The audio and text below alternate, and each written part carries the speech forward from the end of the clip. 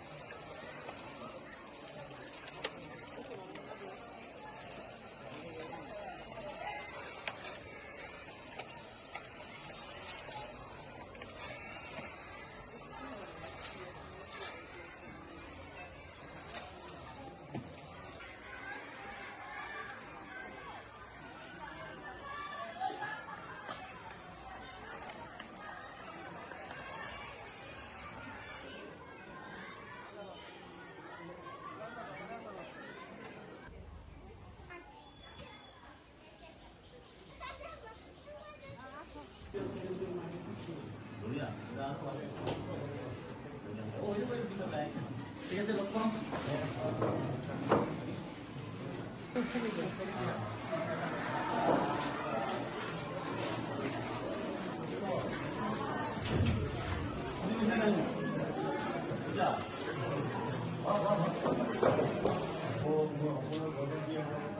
আমি আগতে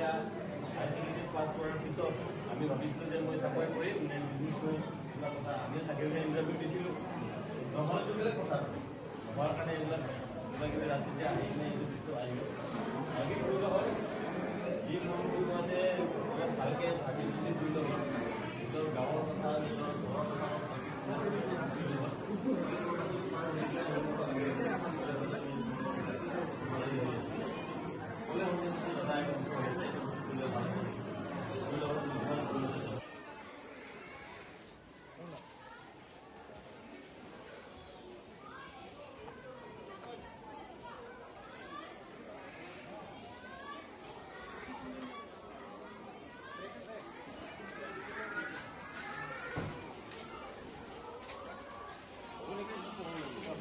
মোৰ নাম পবিত্ৰ ৰাভা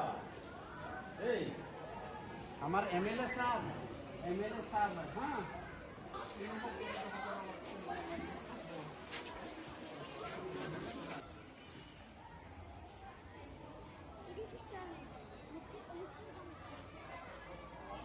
ক'ব লাগিব কোনে কোনে ক'ব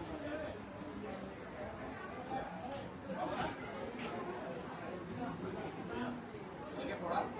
মই আৰু ছেপ্টেম্বৰ অক্টোবৰ মাজত এদিন আহিম ইয়াৰ পিছত আগি পিছত এদিন তোমাৰ লগত মই অকলে ক্লাছ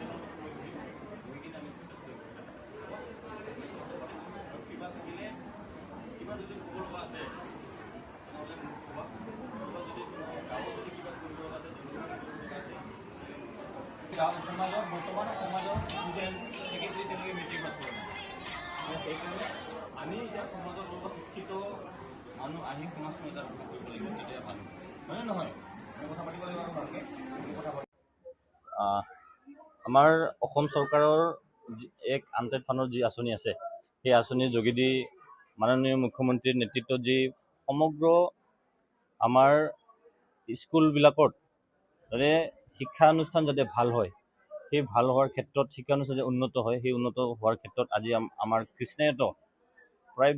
20 লাখকৈ অধিক আমাৰ চৰকাৰে পুঁজি আবণ্টন কৰিছে এই পুঁজি আবণ্টন আজি মই শুভাৰম্ভ কৰিলোঁ বা আধাৰশিলা স্থাপন কৰিছোঁ তো ভাল আজি আমাৰ এই কৃষ্ণায়ত যি শংকৰদেৱ স্কুল আছে এই স্কুলখন আমি বহুত দিনৰ পৰা দেখি আহিছোঁ যে স্কুলখনত মানে বিল্ডিংটো জৰুৰী হৈ আছে বিল্ডিংটোৰ প্ৰয়োজন হৈ আছিল আৰু কাৰণ এই কৃষ্ণাই অঞ্চলৰ পৰা প্ৰায় 1000কৈ অধিক ইয়াত ছাত্ৰ ছাত্ৰীসকলে ইয়াতে পঢ়ি আছে তো মই ভাবোঁ এই শিক্ষানুষ্ঠানত আৰু ভাল হ'ব ৰিজাল্ট হ'ব যোৱাবাৰো ভাল হৈছিল এইবাৰো যদি ভাল ৰিজাল্ট হয় তাকে আজি মই স্কুলৰ আচাৰ্যসকলৰ কথাটো পাতিছোঁ আৰু স্কুলৰ আমাৰ ভণ্টিসকলৰ কথাটো পাতিছোঁ তেওঁলোকৰো হেঁপাহ আছে যে আমি ভাল ষ্টুডেণ্ট হ'ম বা ভাল শিক্ষানুষ্ঠানত পাই সমাজখন এটা ভাল দায়বদ্ধতা নাগৰিক হ'ব বুলি তেওঁলোকৰো ইচ্ছা আছে মই ভাবোঁ মোৰ নেতৃত্বত যি কাম কৰিব লগা আছে মই নিশ্চয় শিক্ষানুষ্ঠানৰ ক্ষেত্ৰত কাম কৰিবলৈ চেষ্টাটো কৰিম